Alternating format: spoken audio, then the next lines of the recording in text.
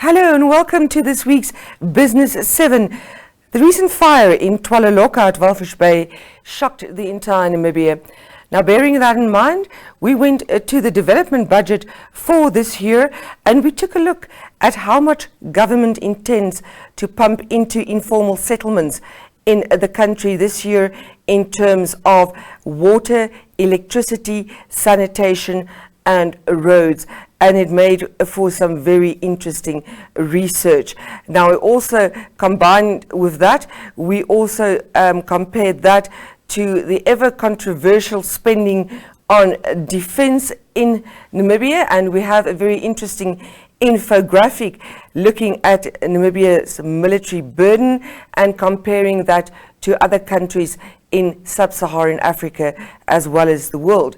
Now, our guest tonight in the studio talking about informal settlements and conditions there, and whether there are some cooperation from government and local authorities side, is Edith Mbanga. She is the national coordinator of the Namibia Shack Dwellers Federation. So stay tuned for that interview.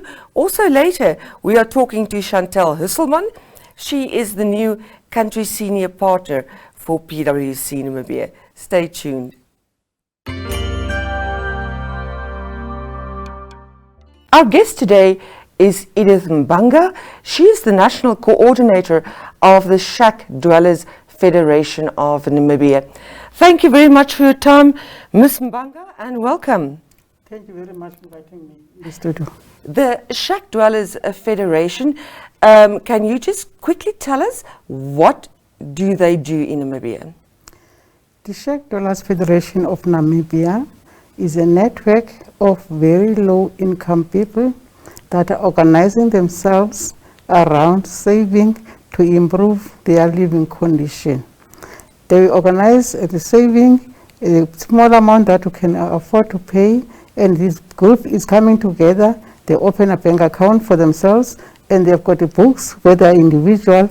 They record in their own saving, and every Sunday they've got their meetings whereby they discuss the issue of the saving and give the report to the members about the money that was collected on previous Sunday, and give the proof of the slip that money was deposited in the bank, to make sure that all of them, they must know that the money that was collected is kept in the bank. What a worthy cause and a very necessary one in Namibia.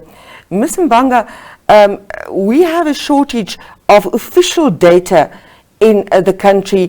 The last indication of people or the research specifically done on people in informal settlements date back to the population census of 2011, and then there's an indication in 2018. However, the Shack Dwellers Association, together with other organizations, have their own data.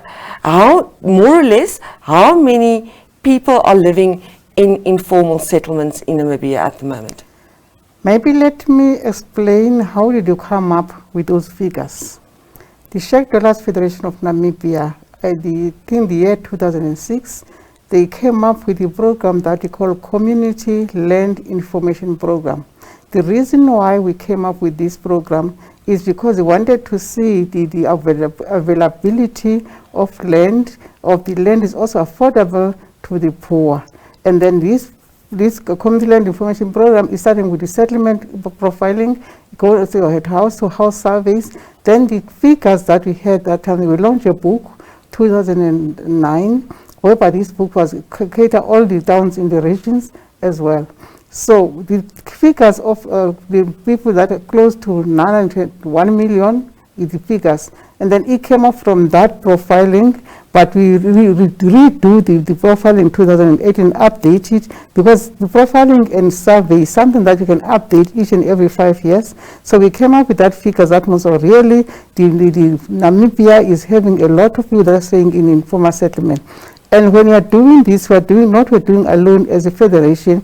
We are doing with the support from Namibia Housing Action Group as our NGO, as well. Different stakeholders are involved in this, the local authorities, regional authorities, the government, and other stakeholders involved. And this information, when the people are collecting it, they involve the community, they involve the community in that settlement, and also involve the councillor to confirm that the figures that they come up, because information comes from the community, and they will confirm that the figures are correct. And then it's whereby you just say, okay, this is the figures that you got it from the communities. Okay, so your indication is around 1 million people in Namibia who are living in informal settlements. Now, the latest research done overseas have pinned Namibia's population at about 2.48 million at the moment. So that means around 40% of Namibia's population is living in informal settlements. In the informal shacks, settlements, yeah. in Yes, shacks. yes, correct. Why are there so many people in informal settlements? I would say some, especially when you look at Windhoek and other towns, the people, they come to the towns because they look sick for the health facilities. They also look for the jobs. They also look for the education, schools or whatever, better education. So maybe the reason why they are flocking to the towns and end up staying in informal settlement. Yes, so you've got a migration issue coupled with the massive unemployment figure, yes, and people looking to better their lives. Now, some of us are lucky enough to have formal homes. Can you explain to us what it's like? What type of challenges do the people living in informal settlements have to face on a daily basis? It's a big challenge. First of all, to stay in a shack in informal settlement, you are not safe. We have seen what happened to Loloka. Yeah. We have seen what happened in DRC. The people, they are losing lives. The people, they are losing their properties, because when you shack burn, and the whole shacks, you live your lives, you live all your properties, you live everything that you're having. You don't know where to start. You end up staying in a tent like the local people that are staying in the shacks. Secondly, the people, whenever there's no facilities, because having as a water and sanitation is a dignity for each and every Namibian. Which is guaranteed Yes. in the constitution of It's this a country. dignity for that. So these people that are facing that challenge, they don't have toilets, they don't have water. Well, in some other informal settlement, they've got communal water taps, whereby they end up queuing for this water. And mind that it's not only young people that are staying there, all the elders are also staying there. And they will end up now not getting water because they are staying very far. They will end up now using the young children to pull the water with the wheelbarrows to bring them nearby, closer to them. And all those things is really not safe. And these people, some of the areas, they don't have, not even have electricity. That's why shacks are burning. At the same time, if you have electricity, it's again a risk. Yes, of course. Because they're staying with the children. But if you have got a decent house, you are on a safety side. Really, the poverty is there, unemployment is there, that led these people to stay in informal settlement. They cannot afford to pay the rental. They cannot afford to buy some stuff for themselves. So there's a poverty issues involved. There's also the unemployment that is there. Even when the children are schooling, it's not easy even for them to do a better thing from the schools because they don't have the facilities. That is the problem.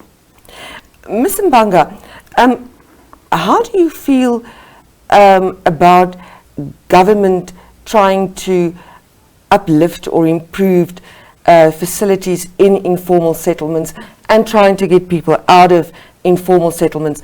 Do you think that government is doing enough? Yes, the government is doing something. And if you look at the informal settlement that was formalized in Hobabis, whereby it's catered for 1,088 people, household. So they did very well. The government contributed funds to that. It was almost up to 20 million for the housing. And then for the home office informal settlement, they contributed 10 million for that. And the 5 million is being used now to formalize the Okari location informal settlement, whereby the people, they will cater at least the sewer and water for the 700 people. As well, the 1 million is being used for Helao Nafiti in the north. This is mass funds that is coming from the government.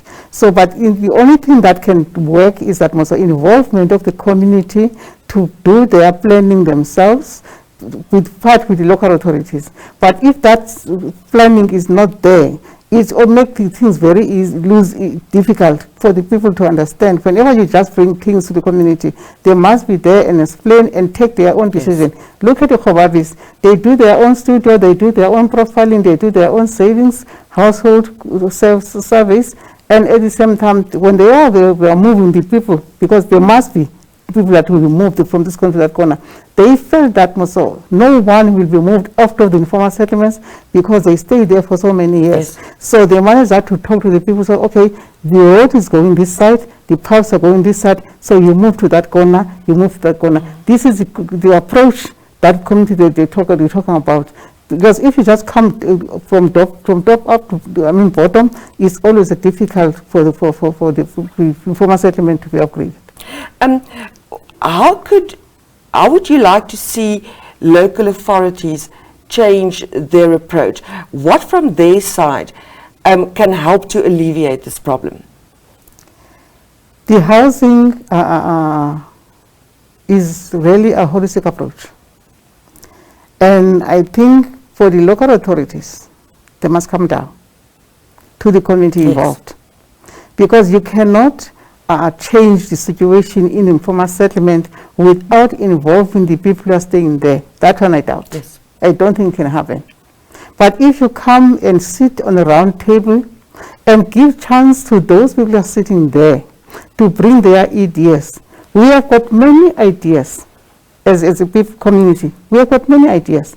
The only thing that we need is from that the technical people to come and say, okay, the advice, if you do that, the implication is like this. If you do that, it will be right like this. Then we agree on one table that this is the road that we are going to take for us to make sure that the people, they are accessing the water, they are accessing the land, they are accessing the houses. Not to come and say we are planning for the informal settlement. So using the housing the process of the community, make sure that they are involved, they're taking their own decision, like we did in informal settlement in other areas that we are doing as a federation. Obviously, the community is more than willing to work together with the local authorities. Why aren't the local authorities coming to the table? I think maybe maybe we have to work hard to let them understand, but if really the Hobabis understand, Kari people understand, almost 15 local authorities that are working on now on the informal settlement upgrading, the two map and the Helao Nafidi, we are busy now in Chorongo. It's because the local authority understood the whole situation that for them to involve the community will be the best. So the progress is there, the work is doing well.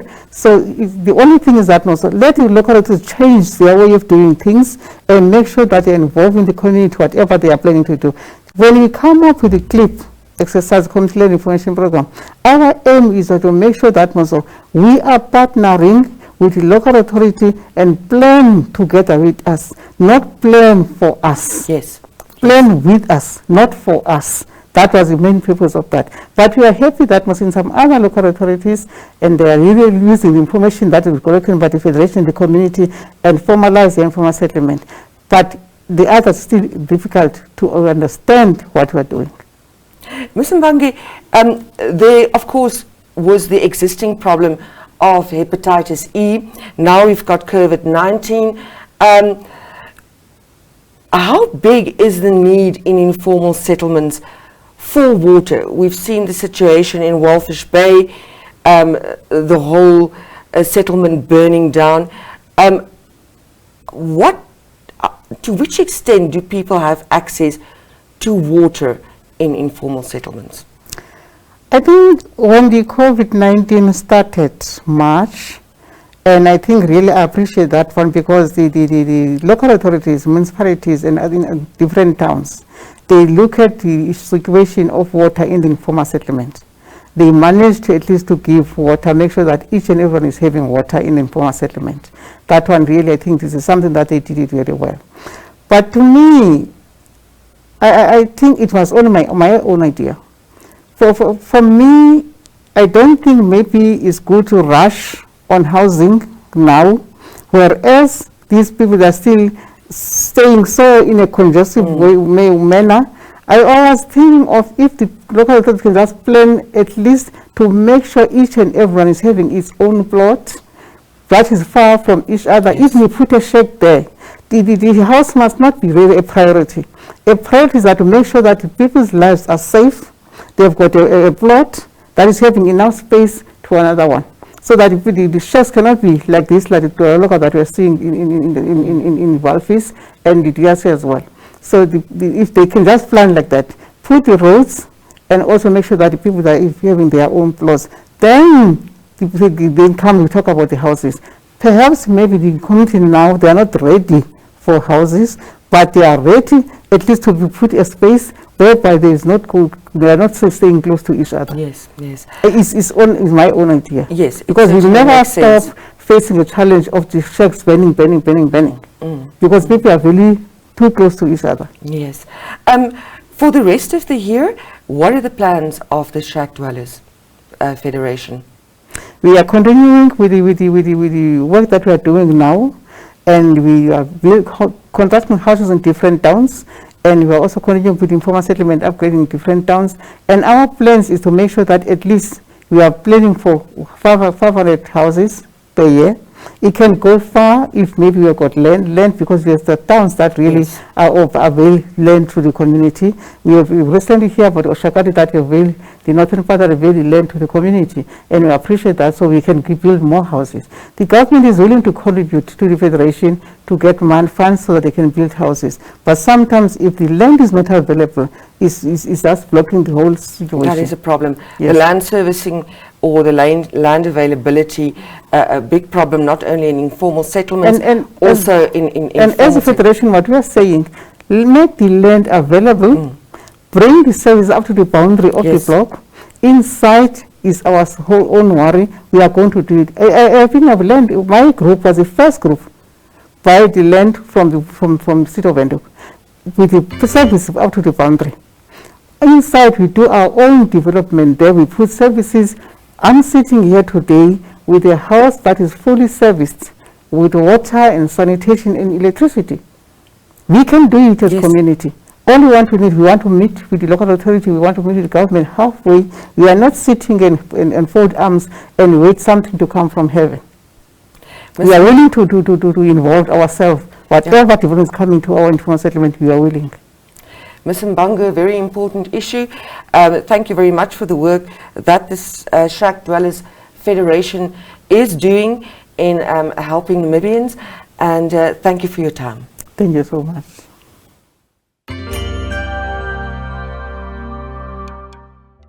She's no stranger to Business 7. We know her as the tax leader of PwC Namibia. Now she's been appointed as the country senior manager of PwC Namibia. We are joined by Chantell Husselmann via Skype. Hi Chantell, and welcome. Good morning, Jo-Marie, and thanks for having me. Let's start by first congratulating you on your new appointment. Certainly no small feat being the country senior partner of a company or a firm like PwC in Namibia.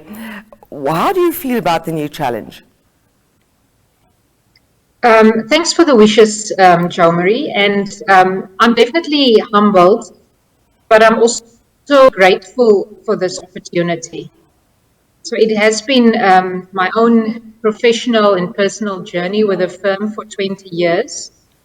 And I do find it very exciting and a good opportunity for me to also give back to the firm, to the future generations yet to join our wonderful firm, and also to the entire audit and profession. Chantell, you have a very interesting journey, and you have completely busted the myth about reaching a top position in a firm like PwC Namibia. You started out as a trainee accountant at PwC Namibia just after finishing grade 12. Tell us about your journey. Yes, that's right, Jean-Marie. So I had the opportunity to join the firm at a very young age. I embarked on a training as a trainee accountant in our assurance division, and that's also where my real ambition to qualify as a chartered accountant started. So in 2005, I did obtain the CA qualification. I then moved to our tax department as a transfer to look into the possibility of a tax career, what that entails and how does it sit with me. And it's 15 years later, my career started as a manager in our VAT department. In 2010, I was admitted as a VAT partner, and through succession planning, I was admitted as a tax leader in 2018, and that's to my appointment as country partner in 2020.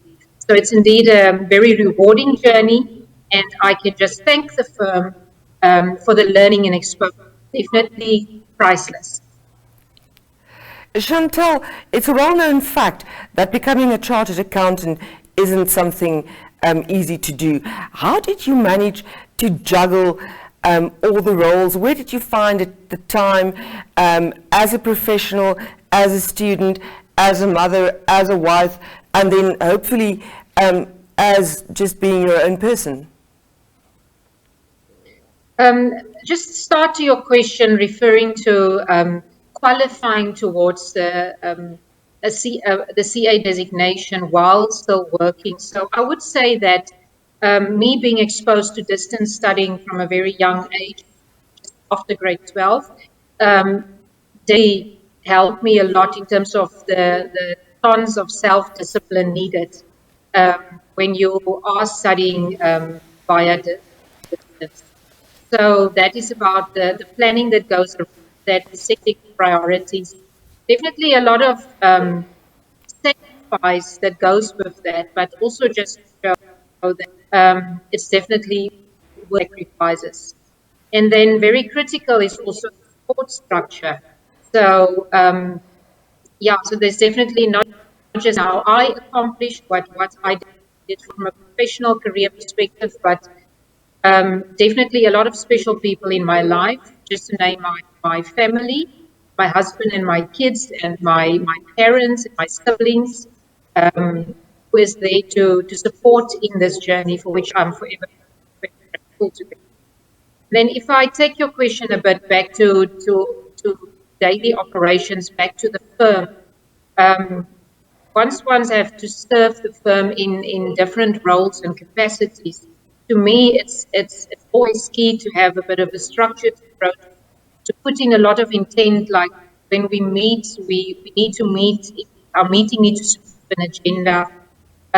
Minutes are key, and accountability should be high to everybody involved, so that makes sure that it is indeed a shared load, and also that makes sure skills transfer and empowerments happen.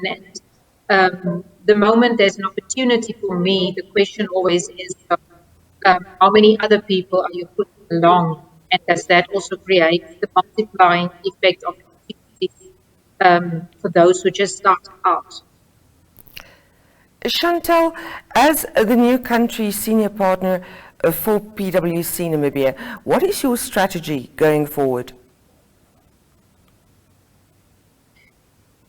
It is important, Jo-Marie, especially the current times where we find ourselves, that we need to focus on before I come to our clients and markets, focus on our study as well. So there's not just for us as the transitioning in terms of leadership at this level, that's key to focus on, but also our new working arrangements. where everybody or everything is pandemic.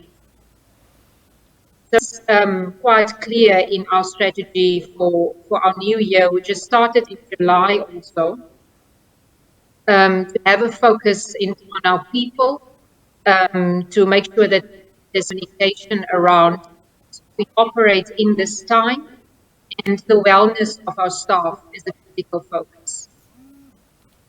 And then if I am more outward looking, Jo Marie, in terms of clients and market, it is important that our clients also understand this well.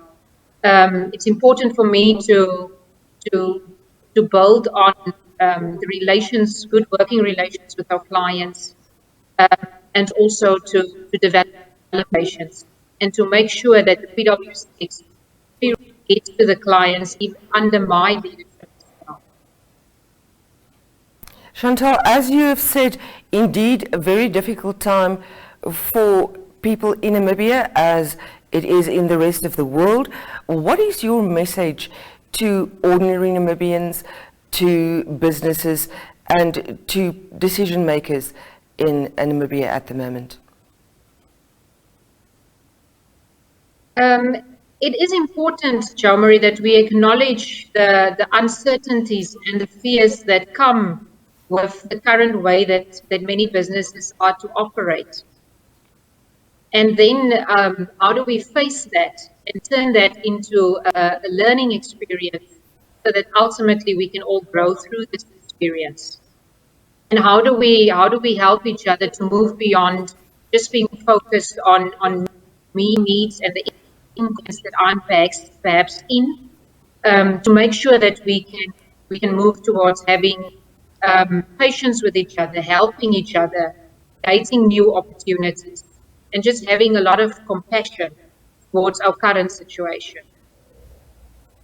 So yeah, it is important to me that for all of us to realize that it is our duty and responsibility to rise from the start.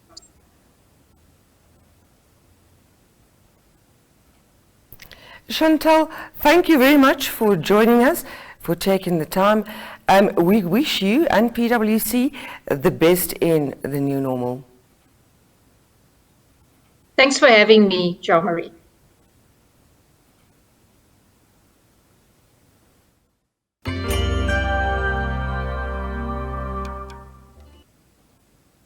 That brings to the end another Business 7 show. Thank you very much for joining me. Until next time, stay safe.